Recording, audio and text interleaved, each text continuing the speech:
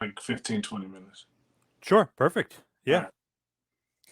Hello and welcome to the two-man power trip of wrestling. I'm your host, JP John Paz. With me today, former WWE superstar known as Top Dollar, former NFL player as well. He is Mr. AJ Francis. AJ, welcome to the How you two-man doing, power bro? trip. How you doing? I'm good. Thanks for having me. So what's going on in your world? What have you been up to? A lot, man. A lot of stuff I can't talk about yet. A lot of stuff that I'm working on that will become public, and when it does, people will remember that I was famous and doing a lot of things on television before I ever started wrestling. So I'm excited for what's coming up next. A lot of major plays in order, and also still wrestling. Big fan of that. Big fan of wrestling. I got Magic City Pro Wrestling down in Miami, Florida on April 30th that I am having a rematch of the Sausage Castle Wrestling title, a title that I held for 210 days before I got to WWE. Defended that title 20 times in 7 different states, brought it on 2 different national television shows. No big deal. I want to know who else is doing things like that on the indies. Have an opportunity to get that back, a title that is very near and dear to my heart. So still wrestling, still with the Hitmakers, still doing a lot of cool things. We just had a great show at GCW at WrestleMania weekend. I did a moonsault. It really, broke the internet. So it was a good time. And I'm really grateful for where I am right now. It's funny. We were talking about a little off air. We were saying that people didn't realize you were a wrestler on the indie scene after the NFL, before WWE, because my buddy who I managed, Preston Quinn, you wrestled him in a great match in Virginia for PCW. People didn't realize you were a wrestler on the indie scene. You knew your stuff. Yeah, I never give the credit that I'm due about my wrestling experience. For some reason, people pretend that I don't know how to wrestle. I've never really understood that concept. I started. What happened was when I left the NFL. I literally left the NFL while still having job opportunities in the NFL to start wrestling.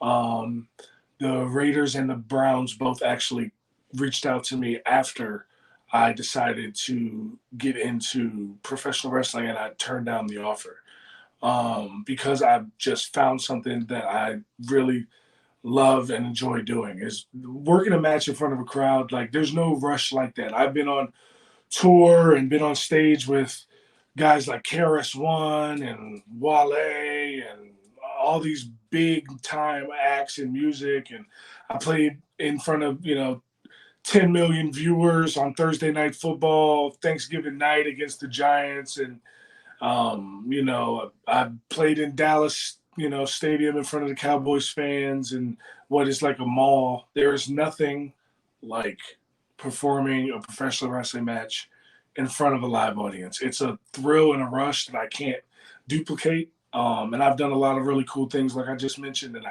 I can't duplicate it. So when I started wrestling, I realized that. And because of that, I knew I was going to eventually end up in WWE because anybody who plays in the NFL gets a tryout if they want one. So I knew that I would eventually end up in WWE. So I wanted to actually hone my craft before I got there. And that's how I ended up at PCW wrestling against Preston Quinn. We had a banger. I did a drop kick. Yeah. It was a lot of fun. That match was a lot of fun. Got the dub as well. Crowd on their feet at the end of it. What more can you ask for? Yep. He called it too. He said he's going to get called up for a tryout. He's definitely going to be in NXT pretty soon. He was right. He nailed it. So. Yeah, he was. And he said, it's because that guy knows how to do the job. He knows how to do the business. You know what I'm saying? Very true.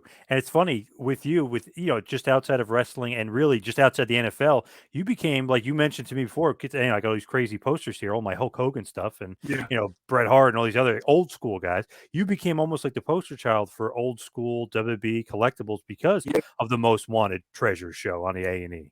absolutely. And to be honest with you, it's a blessing, but it's also a curse because, I get the random DMs on social media of people sending me pictures of a poster that they have from 1982 that isn't signed and is probably worth about realistically $25 on a fair marketplace, and because it's not signed and it's just a poster, and people are like, how much money do you think I can get for this? And I'm like, do you want a real answer or do you want the answer that'll make you feel better about yourself? Right. Yeah. Do you think that because of that show and all that stuff, like that your knowledge has increased just on all that stuff, or is it just Absolutely. Absolutely. Like, I really, to be honest with you, like, I know the ins and outs of wrestling history, but like the value of memorabilia and how much something costs and what a fair price is for something, depending on who the person is and all that, I learned all that on the job.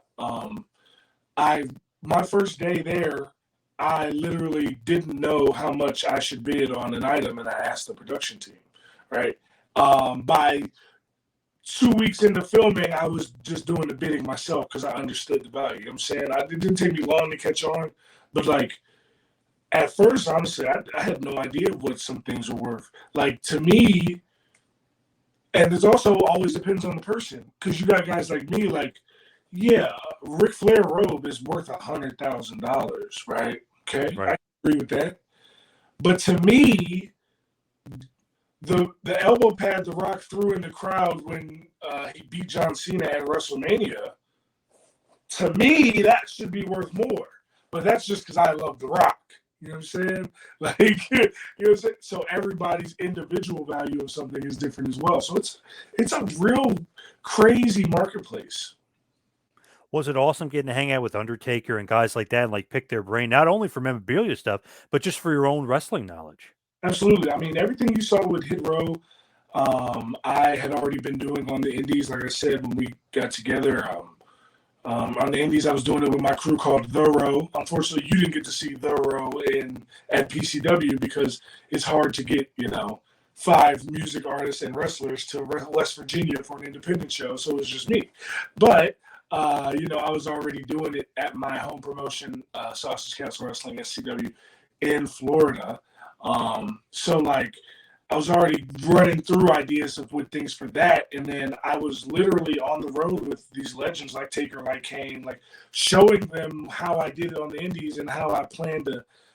At the time, it was just me, Tahuti, and Brianna in what we called the Hitmakers, which we are back to now, the Hitmakers. Before the show debuted, and Triple H decided that he wanted to add Swerve to the crew.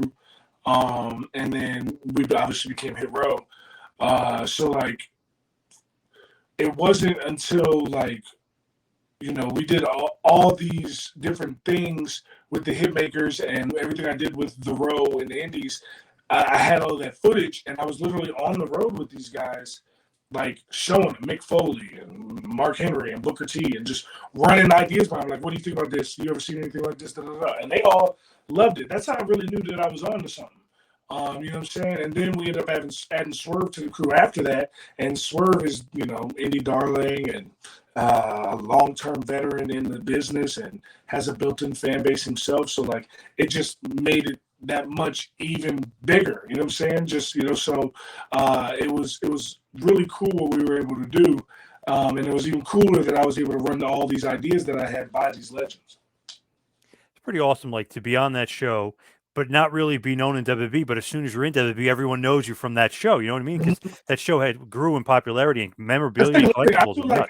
I feel like Hit Row was one of the most unique, if not the most unique, factions of all time. Like, I think that we did some amazing things that nobody else could do, like the championship cipher that we did. Like, no other faction in the history of WWE or any other program could do what we did there. You know what I'm saying? Like, that was one of one. But like, people come up to me and talk to me about Most Wanted Treasures. Like, they're like, oh yeah, I loved what you guys did with Hit Row, but hey man, what was it like hanging out with Undertaker, man? It was crazy. Yeah. You know what I'm saying? So, like, Most Wanted Treasures is more over than Hit Row, for sure. I would agree. It's weird. Like the collectible market, it just skyrocketed. Even since the pandemic, it's been bigger and bigger. I mean, the collectible market is just crazy right now. And I think that show was like perfect timing for it. You know what I mean? And not only just perfect timing for it, but it also was like a good show. Like, it wasn't like if it was a bad show, but it was about finding Undertaker's, mask and Paul Bear's urn, wrestling fans will still watch. You know what I'm saying? Even if it was a bad show. But like, the fact that the show was actually entertaining and put together well, and to be honest with you, like, they only maybe used like 10% of the footage that we use. I mean, I'm like I literally would be in the car with Undertaker interviewing him for like 2 hours, and they would use 45 seconds of it. You know what I'm saying? So it's like there's more stuff there that could be used if they want to use that footage. But I'm sure they're going to want to do new people for the next couple seasons. Right, right.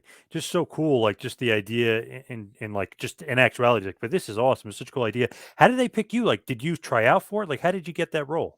Honestly, it's a good thing about same thing with WWE, same thing with anywhere in the world. It's who you know. I went to high school with a guy named Tommy Williamson, who's a very good friend of mine, and he's an actor in Hollywood. He's been on The Fosters and many other projects as well. He's a good brother, and he was talking to Kate, who is she was an associate producer of the show, and the pandemic had just started, and they're looking for a host for the show, and they can't bring people in to interview them, or you know what I'm saying, like they just gotta pick somebody, and then they're coming up with ideas like who can be the host, who can be the host, and they just happen to be talking one night, and she talks about this new show she's doing with WWE, and he's like, "Yo, you should check out my boy. He just signed with WWE." He's hosted television shows for 10 years already. Because I did. Like, that was another big thing a lot of wrestling fans didn't know. Like, they thought I got the gig because I came from the NFL. Well, actually, I got the gig because I had experience hosting television shows for a decade at that point. By the time they started, I was hosting TV shows and doing analyst work on CBS and NBC, and even going far as back as like University of Maryland closed circuit TV. You know what I'm saying? Like a decade ago. So like when she checked out my social media, Kate checked out my social media, and she loved me. And so she pitched me to the production team, and they pitched me to the network. And WWE actually didn't want me to get the gig. They actually were actively trying to not have me be the host because I hadn't been on TV yet. You know what I'm saying? But the network and the production team was like, "Nah, we want him. He's good." And clearly, I showed that I was worth my weight. So it was a good call by them, and it was, the good thing about that show is that like I feel as if like what I was able to get out of those superstars in those moments, as well as being able to relate to the fans because I've been one my whole life. I feel like that's hard to replicate, and that's why I feel like my usage on the show was so paramount to the success of I'll say the watchability of the show for sure. Yeah, it connected well with all the guys. You knew your stuff. Even when you didn't know stuff, you'd ask them, and they'd figure it out. And like you guys work together. Yeah, It was and a I'm also not, and good that's the team. thing about me is that like I'm not one of these guys that like I think I know a lot, and I do know a lot, and I've proven it time and time again. But if I don't know, I'm not gonna give you a bullshit opinion just because it's an opinion to be given. You know what I'm saying? Like I'm gonna actually actively ask, and that's what separates me from a lot of people. Yeah, for sure. But I just love the connection you have with the wrestlers too, because they see you, and you're not a small guy by any means, and they know you're a former NFL player, and you're a trained wrestler. So I mean, the respect factor is there. Yeah, and like I said, like I had already trained with the Undertaker, um, in at the PC at the time we started filming the show. And the coolest moment for me was when I came around the corner on the first day filming, and he knew who I was. Because I trained with him for a day before that. You know what I'm saying? Actually, 2 days before that. But like, there's 20 people in that class, and he's also the Undertaker. So if he doesn't remember me, I'm not shocked. You know what I'm saying? Yep. So when I come around the corner the first day filming, and he goes, "Hey Jay, what's up?" And I'm like, "Oh my God, the Undertaker knows who I am." Right? So like that is the fandom aspect that I was able to bring on camera as well. You know what I'm saying? So that was I think related a lot to the people watching, and then for the superstars themselves, like I spent more time talking about football than I did wrestling with, all the guys that we filmed with because they were more like they've all wrestled. They're all Hall of Famers. They all had done WrestleMania. They've all done all the things in wrestling, but none of them played in the NFL. So like they want to talk to me about that, and which to me is funny because I played the NFL, and unless someone brings it up in casual conversation, I never bring it up. You know what I'm saying? It's because because I know what it does to people. As soon as people hear, like, when people stop me and they be like, "Do you play football?" And I'll be like, "Yeah," and they'll be like, "Oh, where'd you play?" And I'll be like, "University of Maryland," which isn't a lie. Okay, it's not a lie. Yep. But by saying that, it usually cuts the conversation shorter than if I say, "Oh, I played for the Dolphins, the Seahawks, and the now Commanders." Now the conversation just got extended in 10 times, tenfold. Sorry. So like, yeah, a lot of times the NFL is what people really love talking about. Yeah, and it's like instant credibility and respect from WWE guys. Like, oh shit, this guy's from the NFL. Like, oh shit. Yeah. It also helps that I show up big as a brick house. So Yeah. Yeah, your size doesn't hurt. Yeah. yeah, for sure. So just with WWE though and SmackDown, I know NXT and Hit Row was such a big success and it was super over. So you guys go to SmackDown. There's a few matches you guys had, and you had some vignettes. What happened there, like with SmackDown? How come it wasn't like a bigger production that wasn't more made out of Hit Row? I honestly just think that they didn't have anything planned for us. I think that the draft happened at a time where they wanted to call people up from NXT, and that if you were watching NXT at that time and you were bringing anybody up to the main roster that was a main roster ready act, and you didn't bring up Hit Row, like, then what was the point of the draft? You know what I'm saying? So I feel like they had to bring us up, and then when we got there, it was kind of like they didn't really have plans for us, and like, you can see that in multiple different ways. You can see that by how they released us. First of all, you can see that how they released Brianna from the crew before the rest of us. Like, to be honest with you, if you have Hit Row, and yeah, it's my brainchild, but like, everybody added things to it. So like, if you took me from Hit Row, but you still had Bree, you still had Swerve, you still had Tahuti, it would still work. You know what I'm saying? Like, if you took Tahuti from Hit Row and it was just me, Swerve, and Brianna, it would still work. If you took Swerve from Hit Row and it was just me, Tahuti, and Brianna, it's what we're doing as the Hitmakers. It still works, right? Yep. But when you take Brianna out, we're just every 3-man group ever. You know what I'm saying? Like, we're just wrestler guys. You know what I'm saying? We're not. She is the separating factor that makes us so different, because I tell this to her when we were at WrestleCon. From 30 feet away, people are going to see me and be like, "Look, I want to talk to him about WWE's Most Wanted Treasures. Or that's Top Dollar. I want to talk to him." You know what I'm saying? But from 100 feet away, they see that beautiful woman that's standing in front of the table, right? Yep. And then when they get closer, they realize who it is, and that was like, "Oh, damn, I really need to go over there." You know what I'm saying? Brianna brings the eyes. Like, that's when she is on camera, there is nobody that looks like her. There is nobody that acts like her. There's nobody that can talk like her. She is special. That's why I tell her all the time. She be mad at me. I'll be like, "Look, when we do the Hitmakers, when we do these matches, you don't gotta bump. You don't gotta do nothing. You just come there looking as fly as you do, talk on the mic, being fly. Me and Tahuti will do all the bumping. You know what I'm saying? That's not what we need you for." She be like, "Man, shut up. I'm gonna get these bumps in. I need to win the title." I'm like, "All right, respect." You know, I ain't gonna stop you. You know what I'm saying? But that's what, like, so like, when they let her go, it was just like, wow. Like, we were still gonna carry on, but real rap, we was like, man, this is we ain't no different than anybody else now. You know what I'm saying? So like, and you can also see it in the fact that, like, we never had a consistent thing. Like, the first thing we did, we were against jobbers, right? We were against local talent, and they did a great job. Shout out them. And then this next week, we go do a backstage thing with the New Day, and they're like, "Yeah, we're gonna try to work you guys in with the New Day, do some cool things with New Day." And Xavier's pitching it. You know, Xavier's like, "Yeah, I wanna have you guys help me make my new song, and then we can, like, work an angle in there and all that," because he was changing his song because of the King of the Ring, right? So we're like, "Hell yeah, we're down to work with the New Day." Like, you know what I'm saying? Like, why wouldn't we want to be working with the New Day, right?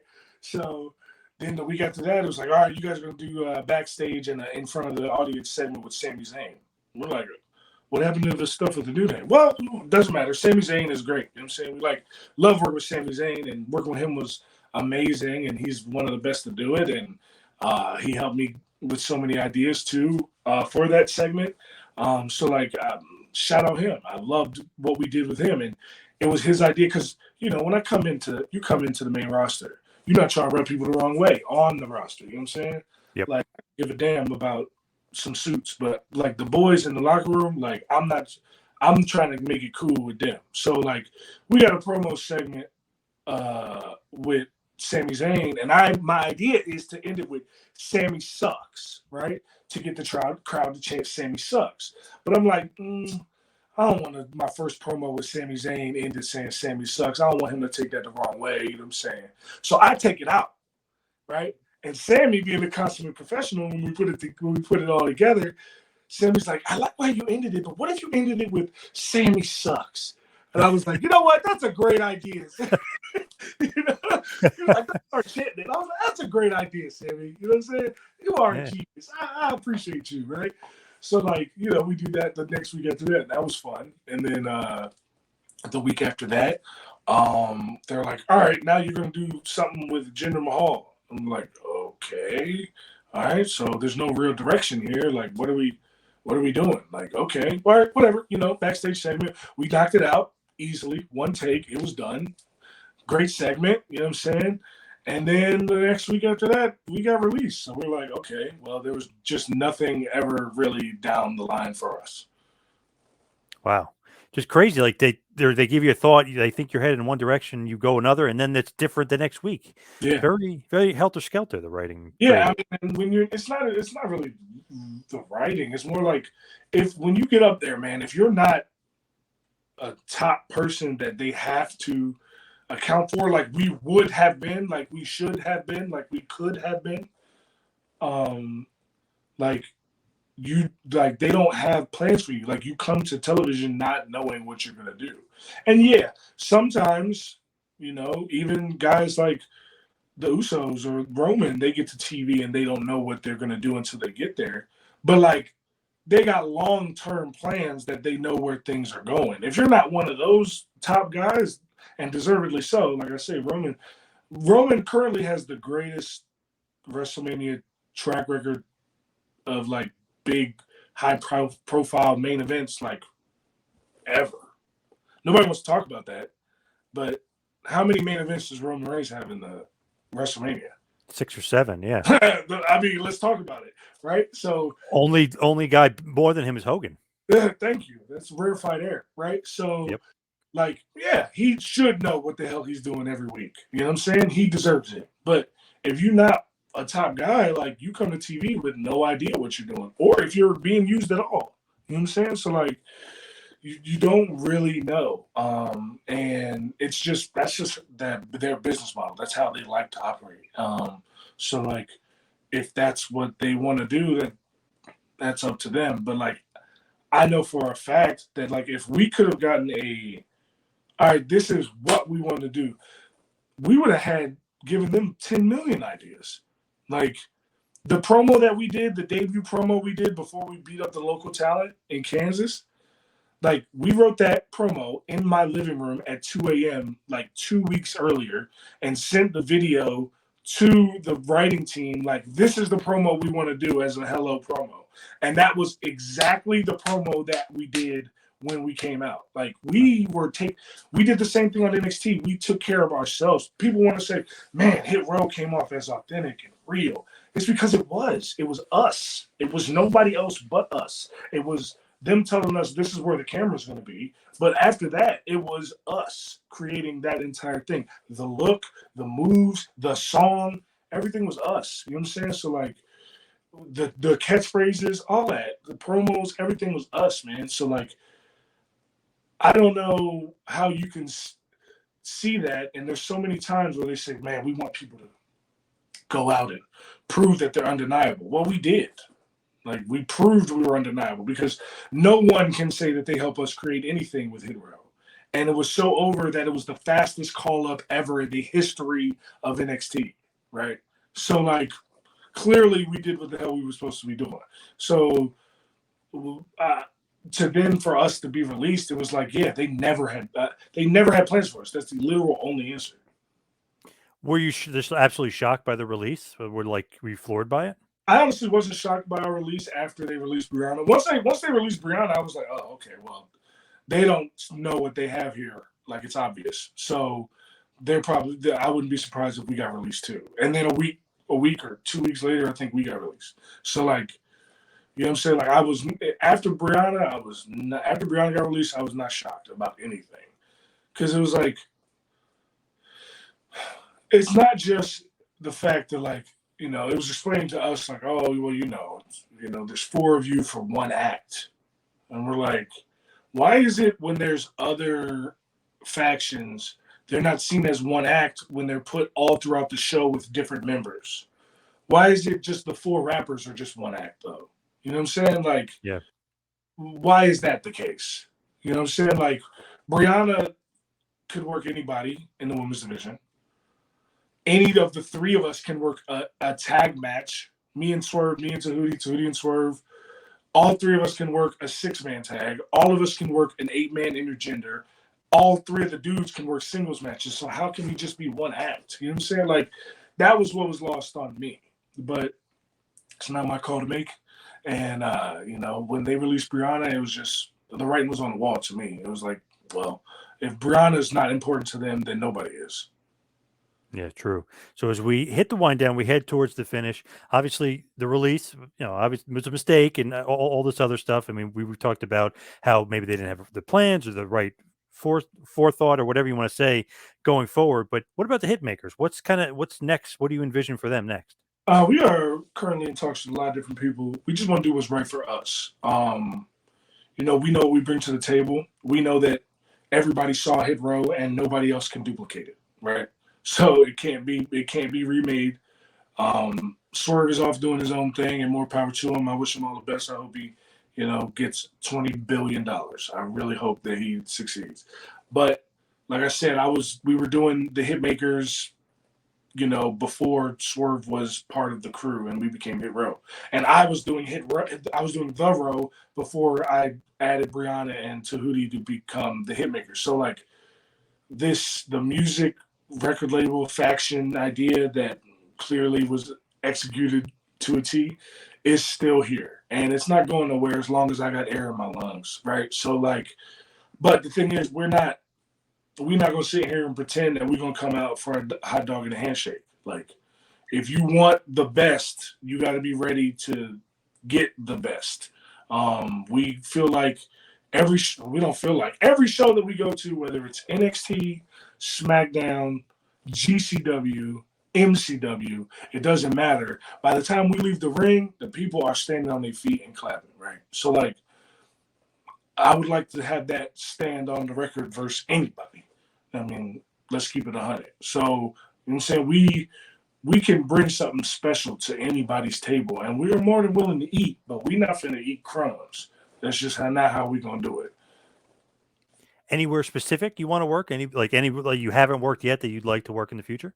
When you say specific, yes and no. For example, we will all want to go to Japan. We all want to go to Mexico, but like New Japan, All Japan, either one works. You know what I'm saying? Like Mexico, obviously AAA would be awesome, but anywhere in Mexico works too. Like we are more than willing to go places and travel. And the thing is, like, all of us are doing things outside of wrestling. You know what I'm saying? So that's why it's such a big deal when we come together, because when Brianna lives in Colombia and Tahuti is acting and doing a lot of stuff in Atlanta, and I'm obviously doing music and TV analyst work, and I'm actually in the process of making a documentary about my pro FIFA team. So like, I got a lot that I'm working on too. So if you want us to come and be a pillar of your show, we're more than willing to, but it's got to make sense. Like, it's just got to make sense. That's all. Now, before we let you go, where can everybody find you and find what you're doing as far as social media and everything else? Yeah, you can do it right here on this little tag right here. Hold on, where am I? Yep. There it is. At AJ Francis 410. It's all social media. TikTok, Instagram, Twitter, Twitch, video games, whatever. If you can type YouTube, if you can type in at AJ Francis 410, I promise you it's gonna come up. So you can check me out on all social media there. And yeah, be ready. I am excited to get an opportunity back at the Sausage Castle Wrestling Championship. a title that, like I said, I took on national television multiple times. I am ready to show people that only saw me as the bigger guy in Hit Row because they didn't know any better, realize what's really at play here. And I'm excited for that. And hey, the hidden treasures, the most wanted treasures, very rewatchable. So you were great on there Very, as well. So very yeah. rewatchable. And I'm still under contract, so we got to talk about that too. You know what I'm saying? Like, Oh, contract, still under contract. That's a completely different contract. I thought it was dumb. I said, why you make me sign a different contract to do you should just be added to my WWE money. They was like, no, we need a different contract. Well, now thankfully I have one. So wow! Didn't realize. Should have mentioned that. I just figured it was so tied in together. Oh, so you could do season 2 technically. I mean, I'm planning on doing it. Ain't nobody called me and told me that my contract is being paid out. So I'm planning on doing season 2 and season 3. But like I said, business is business. We got to figure that out. That's a great, great damn show. I love it and would love seeing you on it. So hopefully, A&E season 2 and 3 of WWE's Most Wanted Treasures. That'd be awesome. Yeah, appreciate you. Thank you, AJ. Thank you for all the time. Appreciate it. No problem, brother.